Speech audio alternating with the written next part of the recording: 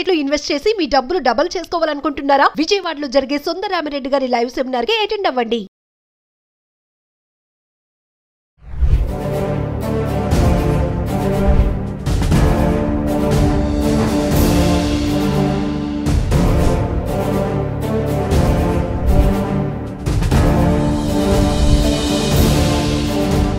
Hello viewers, welcome back to our channel. ప్రస్తుతం మనతో పాటు ఉన్నారు centre for human security studies founder and executive director Kanneganti Ramesh Babu గారు. సార్తో మాట్లాడదాం. నమస్తే అండి. నమస్తే మేడం. నవీన్ గారు బాగున్నారండి? ఫైన్ అండి, మీరు ఎలా ఉన్నారు? థ్యాంక్ యూ వెరీ మచ్ అండి. ముఖ్యంగా 1 ఫిబ్రవరి రాగానే భారతదేశం మొత్తం ఎదురు చూసేది బడ్జెట్. అంటే ఒక సంవత్సరానికి సంబంధించిన ఆదాయ వ్యయాలు దేశం మొత్తం మీద కీలకమైన రంగాల్లో ఎవరికి ఎంత మంచి, ఎవరికి ఎంత ఇబ్బందికరంగా ఉంది, అసలు ఎలా ఖర్చు పెట్టుకోవాలి, దేశ దశ నిర్ణయించే ఒక వ్యయము ఆదాయము పట్టికే బడ్జెట్. Absolutely sir. మరి ఈ రోజు నిర్మలా సీతారామన్ గారు బడ్జెట్ని అయితే రిలీజ్ చేసేసారు. మరి ఈ బడ్జెట్ సామాన్యుల పైన ఎలాంటి ఎఫెక్ట్ చూపిస్తుంది? మనం ఈ వీడియో చేయడానికి కారణం కూడా ఏంటంటే, ఈ బడ్జెట్ ఓవరాల్గా మనము అండర్స్టాండ్ చేసుకుని రిలీజ్ చేసినప్పటి నుంచి అయ్యేంత వరకు అబ్జర్వ్ చేసింది ఏంటంటే, ఈ బడ్జెట్ వచ్చేసి మిడిల్ క్లాస్ వాళ్ళకి, దిగువ మధ్యతరగతి వాళ్ళకి అందుబాటులో ఉన్నట్టే అనిపిస్తుంది. ఒక్కసారి వాళ్ళకి మనం అర్థం చేసే విధంగా ఏ రంగాలు మరి ఏవి తగ్గాయి, ఏవేవి పెరిగాయి అంటే ఒకసారి మీ అనాలైసిస్లో. సుమన్ టీవీ ద్వారా మన 2 తెలుగు రాష్ట్రాల్లో ఉన్న తెలుగు ప్రజలందరికీ అర్థమయ్యేటట్టు చాలా సులువైన భాషలో, మన మాతృభాషలో బడ్జెట్ని మీ ముందల నేను నవీనా గారు కలిసి ఆవిష్కరించబోతున్నాం. నెంబర్ 1, 2025 ఫిబ్రవరి 1వ తారీఖు వాళ్ళ మన తెలుగింటి అమ్మాయి, తెలుగింటి కోడలు, కేంద్ర ఆర్థిక మంత్రి నిర్మలా సీతారామన్ గారు మా ఢిల్లీ జవహర్లాల్ నెహ్రూ విశ్వవిద్యాలయంలో జేఎన్యూ ఢిల్లీలో మా సీనియర్ గారు, ఈ దేశ విదేశాంగ మంత్రి డాక్టర్ ఎస్ జయశంకర్ గారు కూడా మా senior Delhi Jawaharlal Nehru university school of international studies నుంచి. ఇన్ఫ్యాక్ట్ మన ఆర్థిక మంత్రి నిర్మలా సీతారామన్ గారి భర్త డాక్టర్ పరకాల ప్రభాకర్ గారు కూడా మా జేఎన్యూ స్టూడెంటు. సో ఇది మన ఆర్థిక మంత్రి గారి గురించి మాకున్న పరిచయం. ఇది పక్కన పెడితే ఆమె 8వసారి కేంద్ర ఆర్థిక బడ్జెట్ని ప్రవేశపెడతామంటే డెఫినెట్గా ఒక మహిళ ఒక గృహానికి ఎట్లయితే ఆదాయం ఎంత, ఖర్చు ఎంత, పిల్లల ట్యూషన్ ఫీజు ఎంత, ఇంట్లో సంబంధించిన నిత్యావసర సరుకులకి ఎంత ఖర్చు పెట్టాలి, తర్వాత ఏదైనా ఫంక్షన్లు వస్తే వాటికి ఎంత ఖర్చు పెట్టాలి, ఇంట్లో రాబోయే కార్యక్రమాలకి ఎంత ఖర్చు పెట్టాలని ఒక మహిళ ఏ విధంగా ఒక ఇన్ఛార్జ్ తీసుకొని, ఒక లీడర్షిప్ తీసుకొని, ఆ మహిళ నాయకత్వంలో మహిళ గృహలక్ష్మి కరెక్ట్గా ఉంటే ఇల్లంతా శుభ్రంగా ఉంటుంది అనేది మనకు తెలుసు. ఇల్లంతా ఎంతో ఐశ్వర్యంతో ఉంటుంది, కళకళలాడుతూ ఉంటుందని. అట్లానే భారతదేశానికి సంబంధించి ఇవాళ నిర్మలా సీతారామన్ గారు ప్రవేశపెట్టిన బడ్జెట్లో మీరు అడిగిన ప్రశ్నలో భాగంగా ఎవరికి ఏంటి ఎంత, పొలిటికల్ సైన్స్ స్టూడెంట్ని, ఎకనామిక్స్ చదువుకున్నవాడిని, హైదరాబాద్ సెంట్రల్ యూనివర్సిటీలో ఎంఏ పొలిటికల్ సైన్స్ స్టూడెంట్గా, తర్వాత నేను అమెరికన్ స్టడీస్లో డాక్టరేట్ ఢిల్లీ జేఎన్యూ, అవన్నీ పక్కన పెడితే ప్రస్తుతానికి పాలిటిక్స్, ఎకనామిక్స్ 2 అర్థం చేసుకోవాలి. పాలిటిక్స్ అంటే ఏంటి? మా ఇంగ్లీష్లో సేయింగ్ ఉంది, మనం అంటే పొలిటికల్ సైన్స్ నిర్వచనం, who gets what, when and how. ఎవరికి ఎప్పుడు ఎంత రాజ్యాధికారంలో నుంచి ఎంతవరకు ఎవరికి ఎప్పుడు ఎలా వస్తుంది, రాజ్యాధికారాన్ని పొందటము, దాన్ని డిస్ట్రిబ్యూట్ చేయటము ఎన్ని ఉంటాయి. అట్లానే ఎకనామిక్స్లో కూడా who gets what, when and how.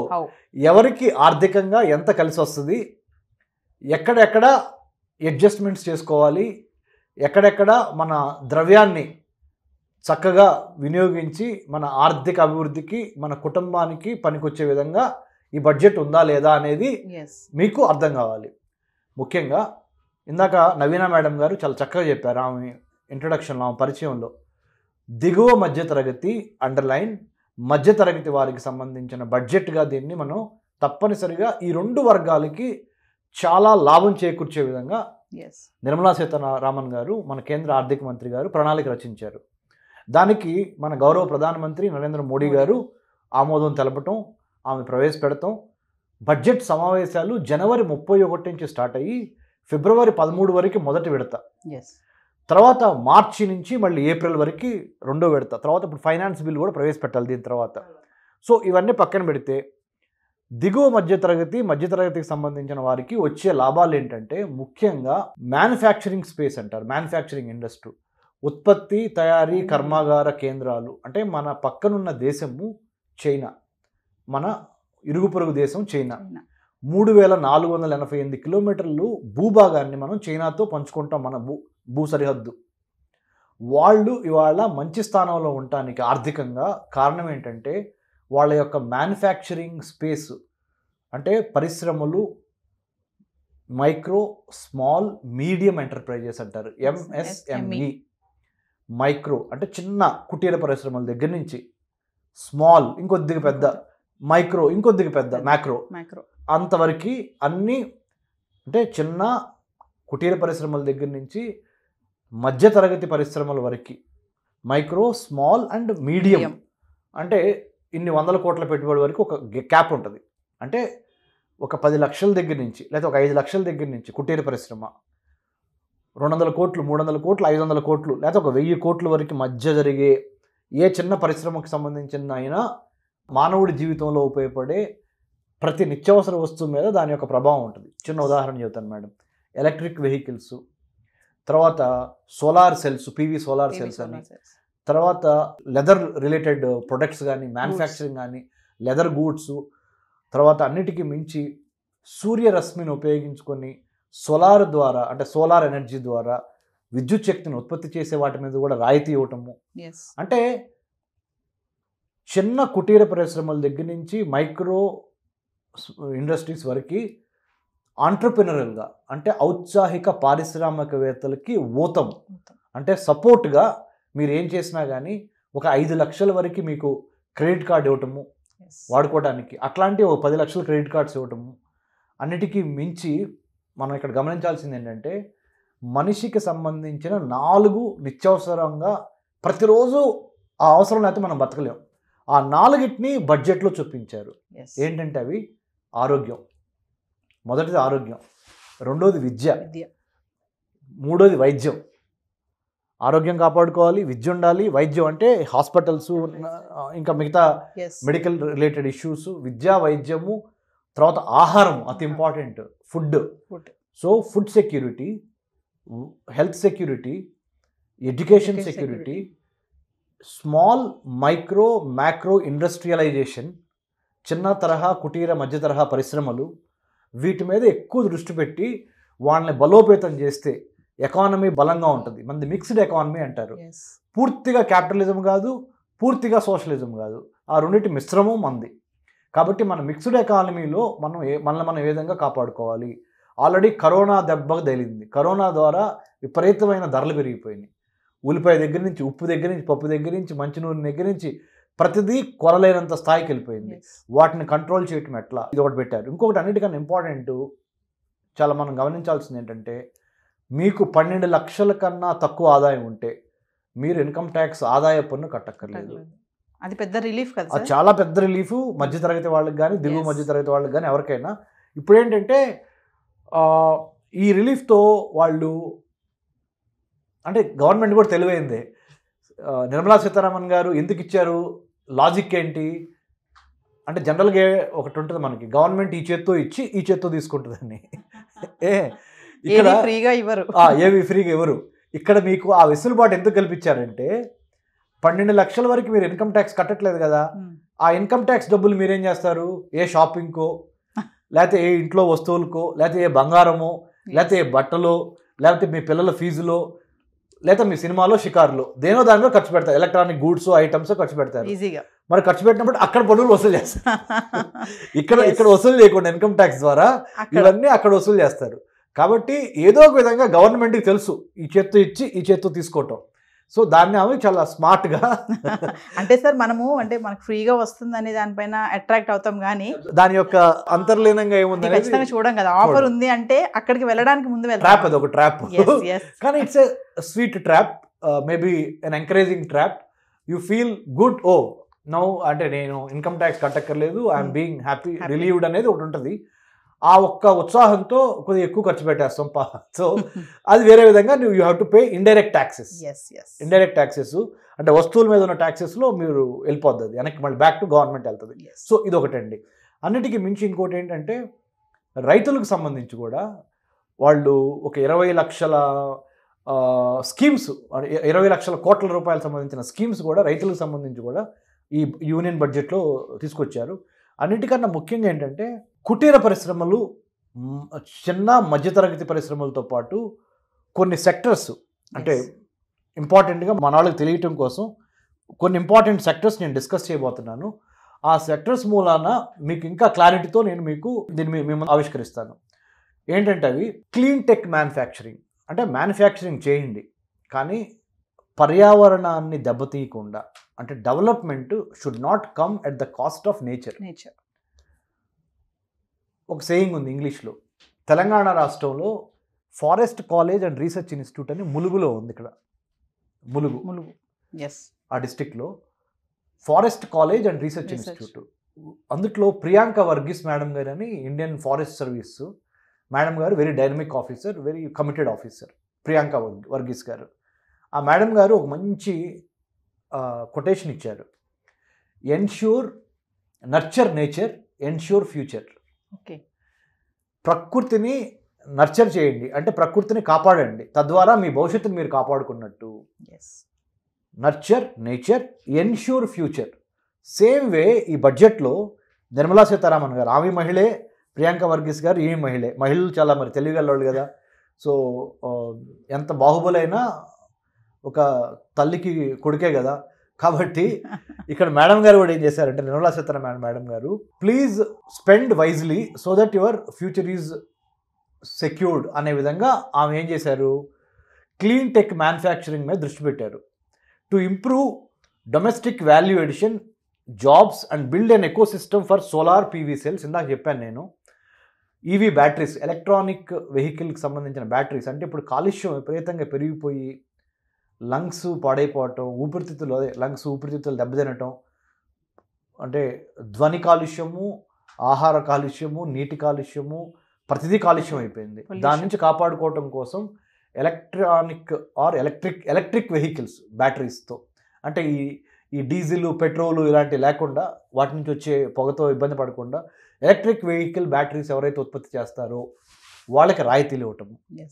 అంటే గవర్నమెంట్ ఏం చేస్తుందంటే అండి, ఎప్పుడు వ్యయాన్ని తగ్గించి ఆదాయాన్ని పెంచే మార్గం చూస్తా మనుషుల యొక్క, అంటే దేశ ప్రజల యొక్క ఆరోగ్య పరిస్థితులు దెబ్బతినకుండా ఏ విధంగా మనం ముందుకు తీసుకెళ్ళాలి అనే దాని మీద దృష్టి పెడుతుంది. దాంట్లో భాగంగానే ఎలక్ట్రిక్ వెహికల్ బ్యాటరీస్. అమెరికాలో ఇలాన్ మస్క్, టెస్లా వాళ్ళు కూడా ఎలక్ట్రిక్ వెహికల్స్కి అక్కడి నుంచి మనం కూడా వాడుతున్నాం. Next motors, controllers, electrolysers, wind turbines. అంటే విద్యుత్ శక్తిని ఉత్పత్తి చేయడానికి హైడ్రో ఎలక్ట్రిసిటీ ఉంటుంది, సోలార్ ఎలక్ట్రిసిటీ ఉంటుంది, విండ్ ఎలక్ట్రిసిటీ ఉంటుంది, న్యూక్లియర్ ఎలక్ట్రిసిటీ ఉంటుంది, అన్నిటికి మించి కోల్ ఎలక్ట్రిసిటీ ఉంటుంది.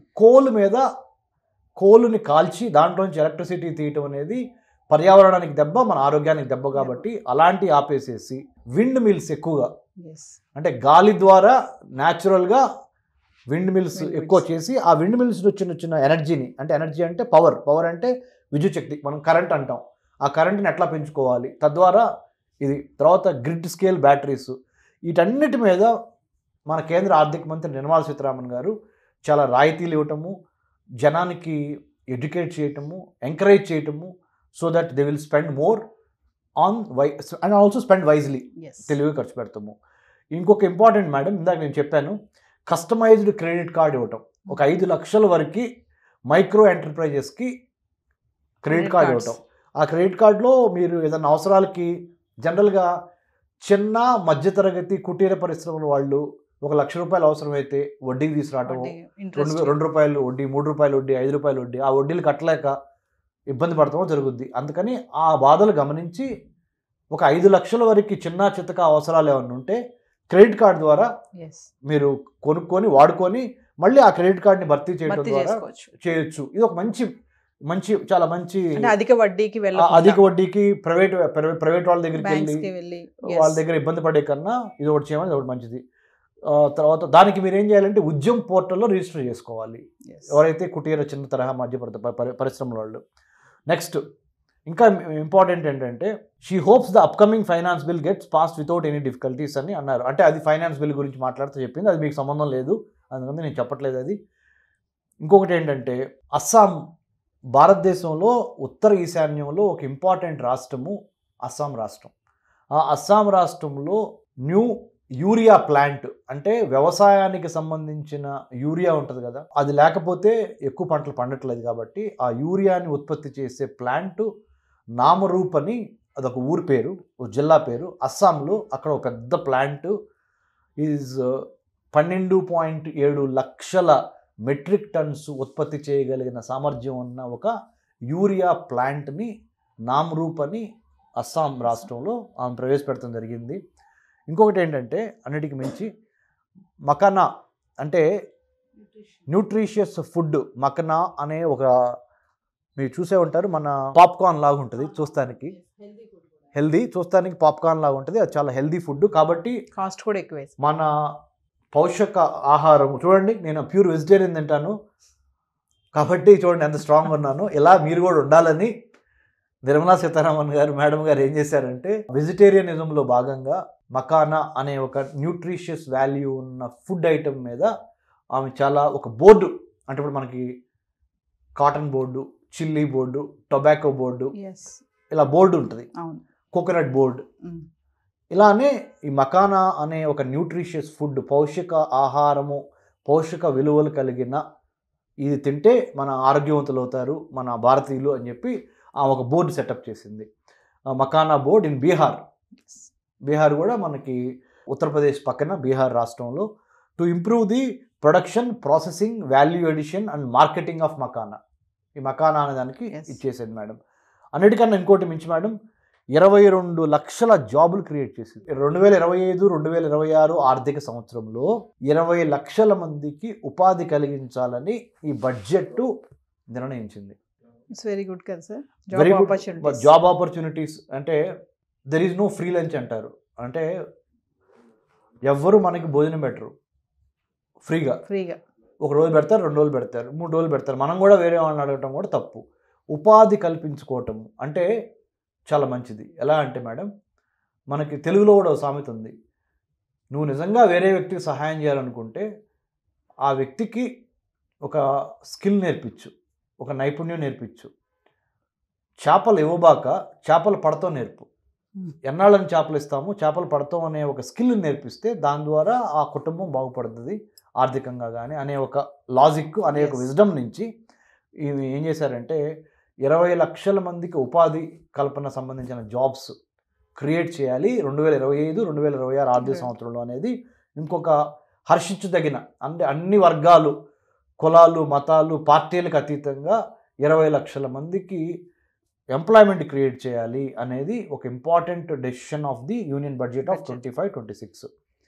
సో లాస్ట్ నిర్మలా సీతారామన్ గారు ఇంకొకటి ఏంటంటే 36 ప్రాణాలను బతికించే మందులు, medicines, 36 types of medicines or 36 types of ఔషధాలు అని చెప్పండి, 36 రకాల ఔషధాల మీద ఆమె బేసిక్ కస్టమ్స్ డ్యూటీ ఎత్తేసింది. అంటే కస్టమ్ అంటే దాని మీద విధించే పన్ను లేదు. ఇంకా రక్షణకి విలువైన కావాల్సిన విద్య, వైద్యం, ఆహారము, ఉపాధి, అన్నిటికీ మించి ప్రాణహాని లేకుండా ప్రజలను కాపాడతాము. వీటి మీద చాలా ఆలోచించి దీర్ఘాలోచన చేసి ప్రజల యొక్క మాన ప్రాణాలు, ధనము కాపాడటానికి ఇవన్నీ పెట్టినట్టే కనిపిస్తుంది మేడం. నాకైతే ఐఎమ్ వెరీ హ్యాపీ. దిగువ మధ్యతరగతి భారతదేశంలో 140 కోట్ల పైగా జనాభా ఉంటే lower middle class and middle క్లాసే ఎక్కువ భాగం ఉంటారు, సింహభాగం ఉంటారు. సో చాలా మందిని కవర్ చేశారు ఈ బడ్జెట్లో, చాలా వర్గాల్ని. సో ఇవన్నీ madam, these are the important highlights of the budget. ఇంకొకటి లాస్ట్ది ముద్రా లోన్స్ అని the centre announced the introduction of an incentive skill development programme for the youth. దేశంలో సగభాగమైన యువతకి వృత్తి విద్య నైపుణ్యాలు నేర్పించడానికి కంకణం కట్టుకున్నారు. ఎందుకంటే యువతరం గట్టిగా ఉంటే దేశం యొక్క భవిష్యత్తు బాగుంటుంది. ఇప్పుడు జపాన్ లాంటి, చైనా లాంటి దేశాల్లో యువత తక్కువగా ఉంది. వేరే ఇంకా వెస్ట్రన్ కంట్రీస్లో కూడా ముసలోళ్ళు ఎక్కువైపోతున్నారు. అలా అని ముసలోళ్ళు పనికిరారని కాదు, ముసలి వాళ్ళు వాళ్ళ యొక్క అనుభవాన్ని మనకు పంచుతారు. యువత ఆ అనుభవం నుంచి నేర్చుకొని ముందరికి వెళ్ళాలి. సో సీనియర్ సిటిజన్స్ చాలా ఇంపార్టెంట్. వాళ్ళ యొక్క తెలివితేటలు, వాళ్ళు కష్టపడితేనే కదా వాళ్ళ మనం బతుకుతుంది. So with all respect to due respect to the senior citizens, the youth of this country must learn the skills that are required in the 21st century to survive, to thrive, to make prosperity. We need to have certain skill sets. Mind సెట్తో పాటు skill set ఉండాలి. So skill ఉండాలి, స్కిల్తో పాటు will ఉండాలి, అంటే నేర్చుకోవాలనే తపన ఉండాలి.